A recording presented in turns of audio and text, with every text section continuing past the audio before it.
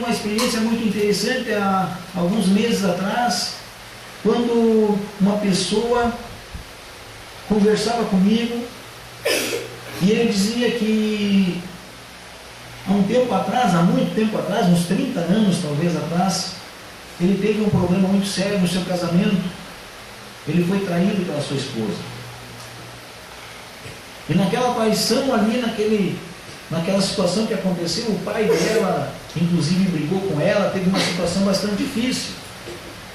Mas esse homem, ele veio conversar comigo e ele disse assim: Mauro, eu fiz um juramento diante de um padre, diante de um sacerdote e diante de um juiz. Eu fiz um juramento e eu vou honrar esse juramento que eu fiz. Ela errou, mas eu vou honrar esse juramento que eu fiz diante daquele padre, diante daquele sacerdote. E aquilo me impressionou muito, amados.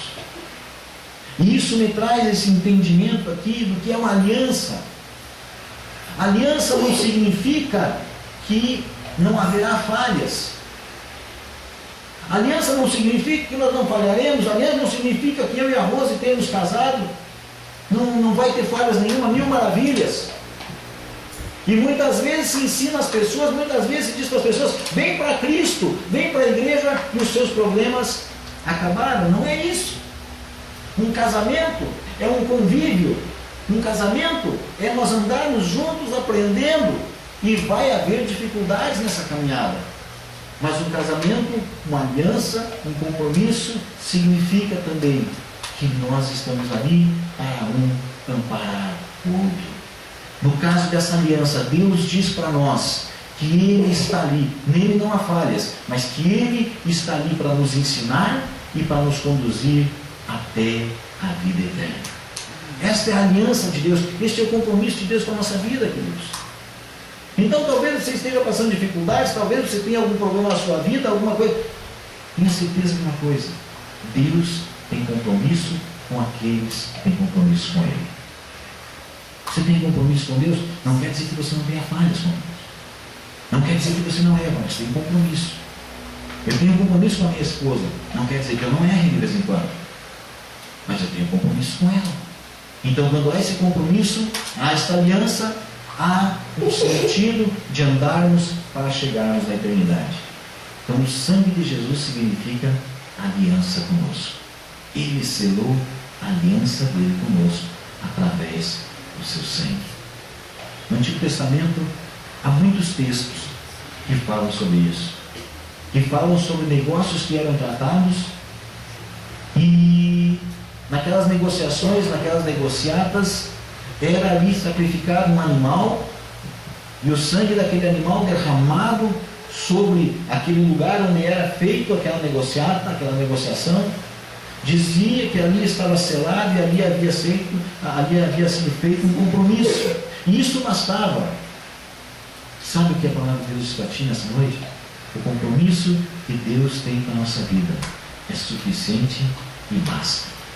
O sacrifício de Jesus Cristo na cruz é suficiente e basta, e é pela fé que nós vamos chegar lá. Amém? O que significa mais o sangue de Jesus para a minha vida? Significa vitória. Esse texto de Apocalipse que nós lemos ali, Apocalipse capítulo 12, versículo 11, diz que pelo sangue eles alcançaram a vitória. Pelo sangue, eu e você alcançaremos a vitória. O apóstolo chega ao ponto de dizer assim: onde está a morte, o teu aguilhão? A maior derrota, amados, para a vida de alguém é a morte. É a maior derrota. Podemos cair e levantar, mas quando morremos, querido, é a maior derrota, não temos mais força para nada. Mas a Bíblia diz o seguinte, que nem mesmo as portas do inferno, ou seja, numa tradução do grego mais precisa diz, nem mesmo as portas da morte poderão conter a igreja do Senhor. Nem mesmo as portas da morte poderão conter aqueles que creem em Jesus. Nem os túmulos. O túmulo não conseguiu conter Lázaro, porque Jesus, quando foi lá, mandou ele sair de dentro daquele túmulo. A morte não conseguiu conter o filho da viúva de Naim, que já estava ali sendo conduzido para seu enterro. Jesus chegou lá, colocou as mãos sobre ele e mandou ele levantar. Esse mesmo Jesus hoje não está em nosso meio em corpo, mas o Espírito Santo está em nosso meio. E esse mesmo Jesus disse que o Espírito Santo viria para nos convencer das coisas que Jesus nos ensinou, ou que Jesus havia ensinado através da palavra dele. Por isso que nós oramos no início aqui, que o Espírito Santo esteja nos revelando, esteja nos trazendo entendimento do que a palavra do Senhor vai nos trazer. E o Espírito Santo nos traz entendimento de que pelo sangue de Jesus a morte não terá vitória sobre a tua vida e nem sobre a minha vida. Por quê? Porque o sangue do Cordeiro nos dá a vitória. É pelo sangue do Cordeiro que temos a ressurreição para a vida eterna. Amém? Então você tem a vitória pelo sangue do Cordeiro. Não essa vitória somente que vem aqui. Quantas vezes talvez você já tenha visto, e a gente se impressiona com essas coisas, pessoas que por qualquer coisinha usam o nome de Deus em vão. Qualquer coisinha, as pessoas já chegam, pelo sangue do Cordeiro. Que coisa, e muitas vezes não tem nem entendimento do que estão falando, Deus. Precisamos ter entendimento do que significa o sangue do Cordeiro para a nossa vida. A palavra do Senhor diz: não useis o nome de Deus em vão. Precisamos ter cuidado quando usamos o nome de Deus. Não pode ser um amuleto na nossa boca o nome de Deus, mas precisa ser usado com entendimento e clareza. Então o sangue de Jesus significa para a tua vida, para a minha vida, vitória sobre a morte. Amém? O sangue de Jesus também significa a manifestação da justiça de Deus sobre a nossa vida. Amém? Abra sua Bíblia em Romanos, depois de Atos dos Apóstolos, Romanos capítulo 3, versículo 25.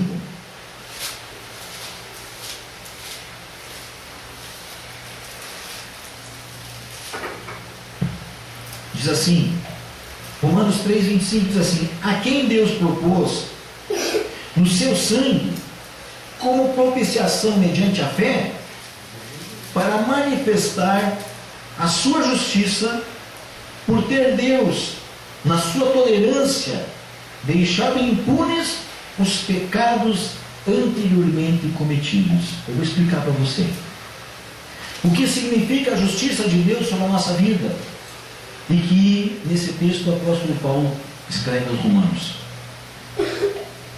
Pelos pecados do homem, amados, havia uma condenação que estava sobre o homem, e a justiça de Deus, queridos, ela dizia o seguinte, que sobre o pecado, a morte. Nós falamos agora há pouco aqui que o salário do pecado é a morte.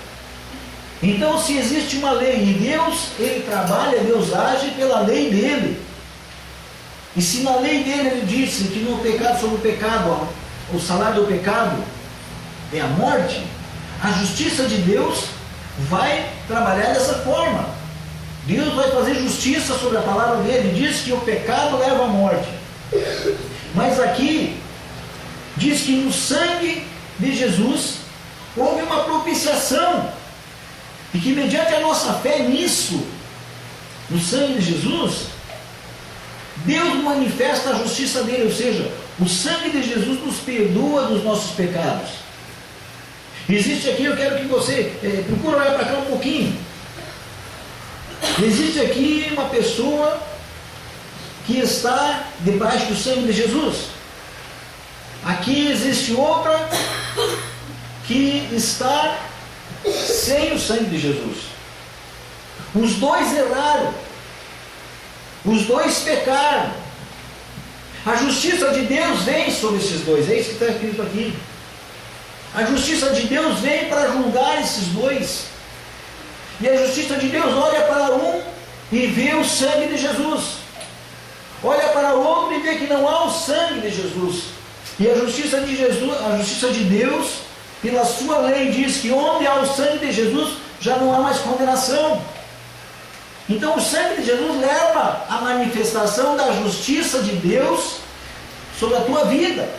Você é justificado, aquele que está debaixo do sangue é justificado. Por mais que ele tenha pecado, ele está justificado. Então o sangue manifesta a justiça de Deus. Olha que lindo.